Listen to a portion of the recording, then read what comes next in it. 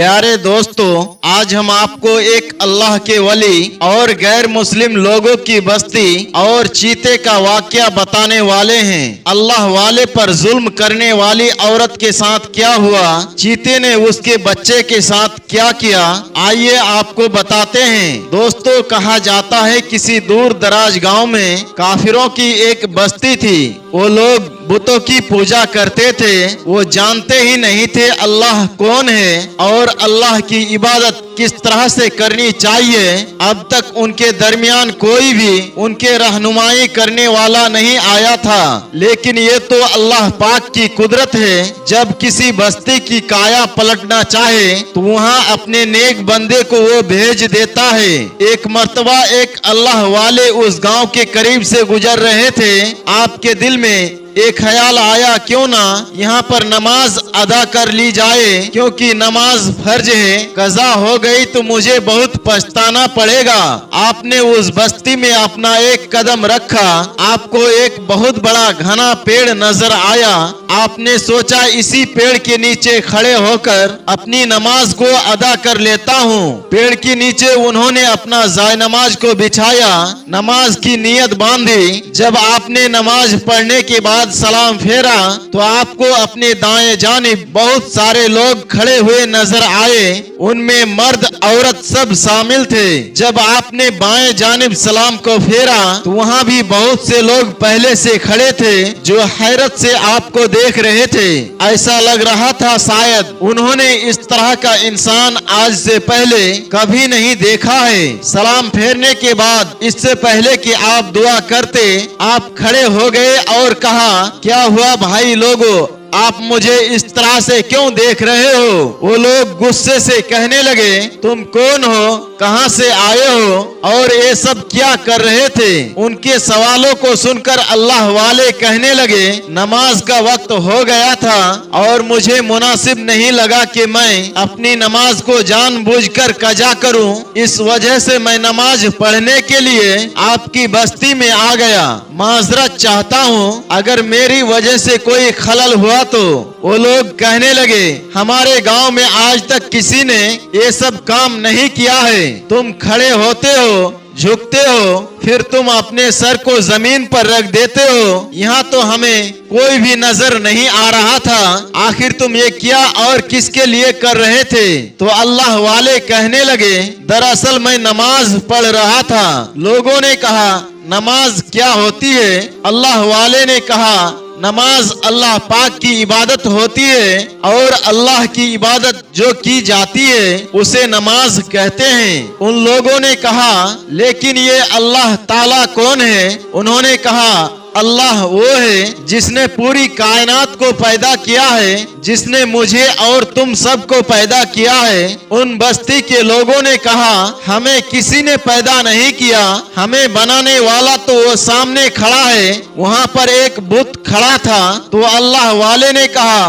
वो तो तुम्हारे हाथों से बनाया हुआ है, यानी उसको तुमने बनाया है। अल्लाह वो है जिसे किसी ने नहीं बनाया, जिसे किसी ने नहीं पैदा किया, बल्कि उसने सारी कायनात को बनाया है। देखो, अगर तुम लोग गुमराही में गिरे हो तो तुम्हारे पास मैं आया हूँ। वैसे तो इरादा अपनी नमाज अदा करने का था, लेकिन मैं तुम सबसे कहता हूँ अल्लाह एक है, अल्लाह बेनियाज है। उन लोगों ने कहा, बकवास कर रहा है ये बूढ़ा, निकालो इसको यहाँ से। वो लोग अल्लाह वाले को उस बस्ती से बाहर निकालने लगे। उसी वक्त उनके दरमियान एक और आदमी आया।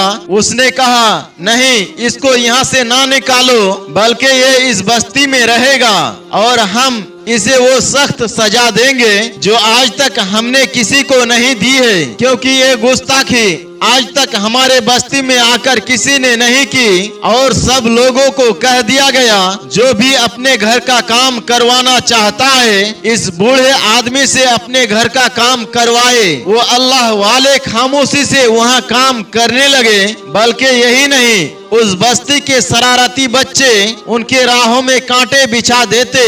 जब वो चलते थे तो कांटे उसके पैरों में चुभ जाते। वो ये जुल्म भी बर्दाश्त कर रहे थे सिर्फ अपने दीन के लिए, अल्लाह ताला तूने अगर तू मुझे इस बस्ती में भेजा है, तेरी कोई हिकमत जरूर होगी। मैं यहाँ से उस वक्त तक नहीं जाऊंगा जब तक ये लोग दीन इस्लाम को कबूल नहीं कर लेते।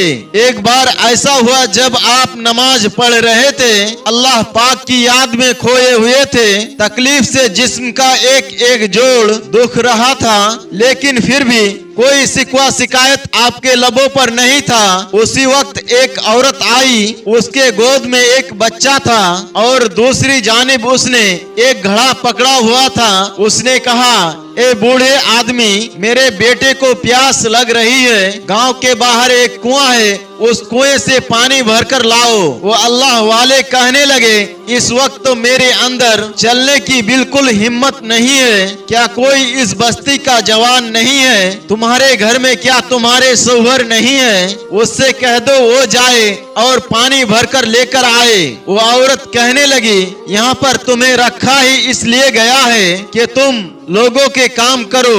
यहाँ पर कोई मर्द हो या ना हो, तुम्हें ये काम करना होगा। आपने चुपचाप वो मटका उठाया और गांव से बाहर चल दिए। गांव के बाहर एक घना जंगल था, जिसके बारे में कहा जाता था वहाँ खूंखार दरिंदे रहते हैं जो इंसानों को नहीं बख्शते और इंसानों को देखते ही एक ही पल में चीर फाड़ कर रख देते हैं। लेकिन अल्लाह वालों को तो ना कोई डर होता है और ना कोई खौफ। जब आप वहाँ गए तो ऐसा लग रहा था जैसे कोई आपको अपने परों में उठाए हुए उस कुएं तक लेकर जा रहा है। कुएं पर जाकर आपने पानी भरा, फिर वापस उसी गांव में आ गए। वो औरत हैरत से आपको देख रही थी कि आपको कुछ भी नहीं हुआ। आपने पूछा, क्या होना था? औरत ने कहा, जहाँ तुम गए थे उस जगह जंगली जानवर रहते हैं, वहाँ पर चीते भरे हुए हैं और वो चीते इंसानों को मार देते हैं। क्या उन्होंने आपको कुछ भी नहीं किया?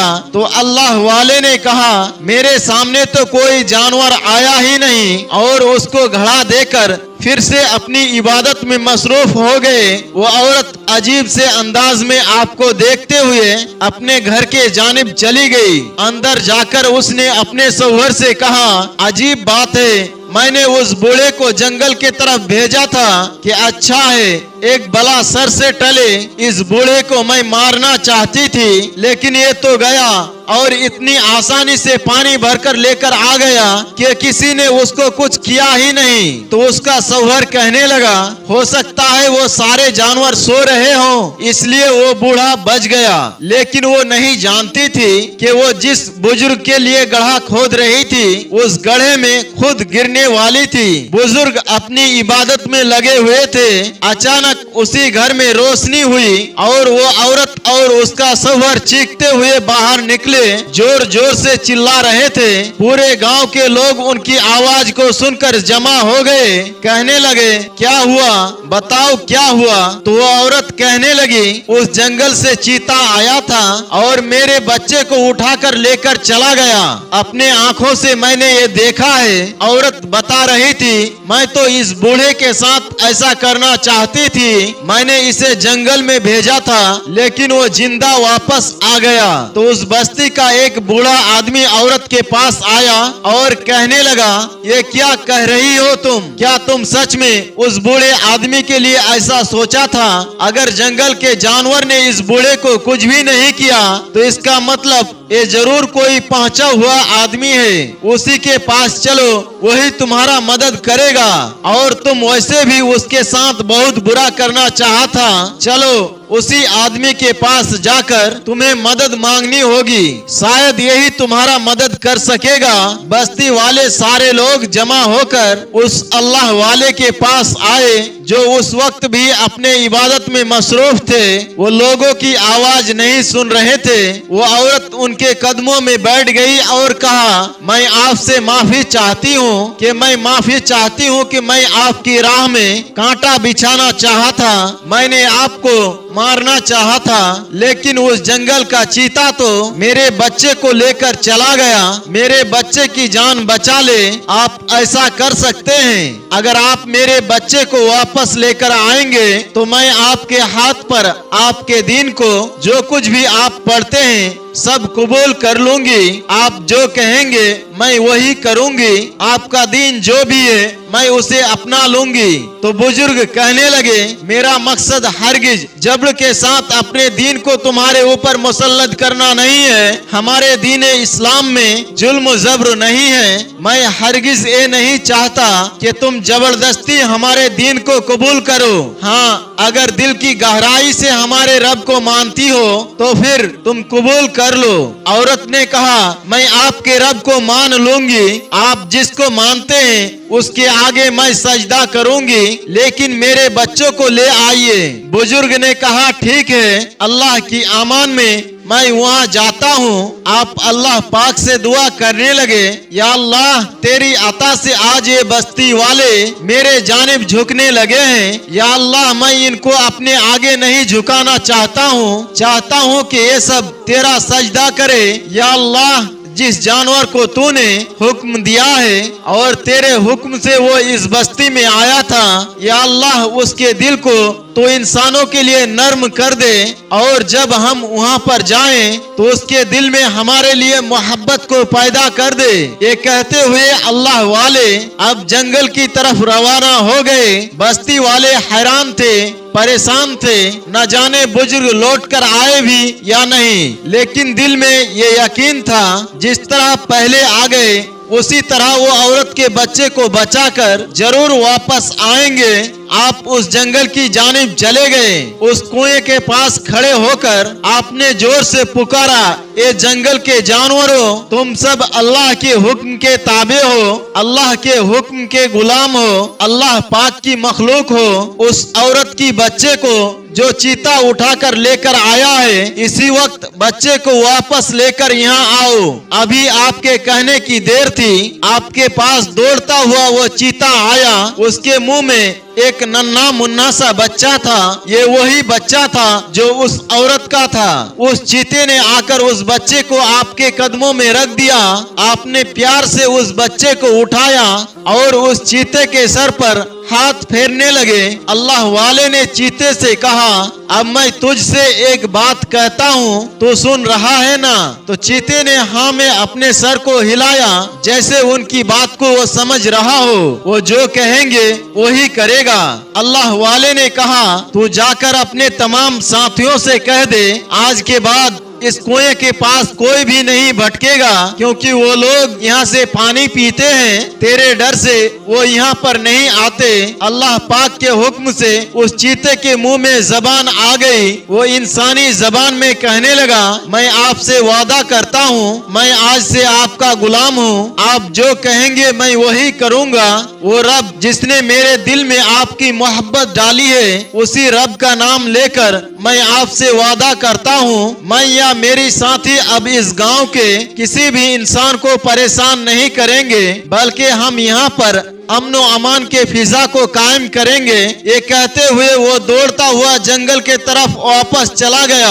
अल्लाह वाले प्यार से उस बच्चे को अपने गोद में उठाए बस्ती में दाखिल हुए। वो औरत लपक कर आपके पास आई और उस बच्चे को ले लिया और प्यार करने लगी। फिर उसने कहा, मुझे माफ कर दे, मैं तो आज की रात आपको खत्म करना चाहती थी, लेकिन बला तो मुझ पर नाजिल हो गई, मेरे बच्चे पर नाजिल हो गई। अब आपसे मैंने जो वादा किया था उसको जरूर पूरा करूंगी, बल्कि मैं इस गांव के इस बस्ती के हर शख्स से कहना चाहती हूँ कि सब लोग मिलकर आपके दीन को कबूल कर ले, क्योंकि देखिए इन्होंने हम पर कोई जुल्म ज्यादती नहीं की, जबरदस्ती नहीं की कि मेरे अल्लाह को मानो, और ना सिर्फ इन्होंने अपनी इबादत की बल्कि हमारे जुल्म सितम भी बर्दाश्त किए। आज के बाद से आप मेरे मुर्शिद हैं, मैं आपकी मुरीद हूँ और मैं आपके हाथ पर आपकी दीन को कबूल करती हूँ। उसी वक्त उसने कलमा पढ़ लिया और उसके साथ साथ पूरे गांव ने कलमा पढ़ लिया, और यूं वो बस्ती जो कल तक गैर मुस्लिमों की थी वो सब के सब मुसलमान होकर एक अल्लाह के मानने वाले बन गए। सुभान अल्लाह।